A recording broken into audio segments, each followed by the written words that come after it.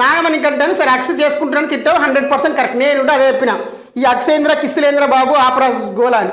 అయితే నాగమణి గంట హక్ చేసుకోవడం ఎంత తప్పు, సోనియా కూడా ఎవరితాడే చేతులు వేసుకోవడం అంతే తప్పు. మనకి అంటే మీరు ఎవరు తప్పుగా అనుకోకపోతే చిన్న ఎగ్జాంపుల్, మనకు గీతరాయలు తెలుసు కదా, గీతరాయలు ఆదిరెడ్డి వాళ్ళ హౌస్లో ఉన్నప్పుడు గీతరాయలు అందరి చెవులు ఇలా ఇలా ఇలా అనేది అది తన మేనరిజం అనుకోండి, కామెడీ అనుకోండి, అది ఓకే చిన్న ఓకే. అయితే ఇప్పుడు సోనియా ఏంటంటే ఎక్కడ పడతాడో చేతులు వేస్తుంది హగ్గులు అంటే చూస్తే వాళ్ళకి ఎంత అనీజీగా ఫీల్ అవుతారు అన్నది.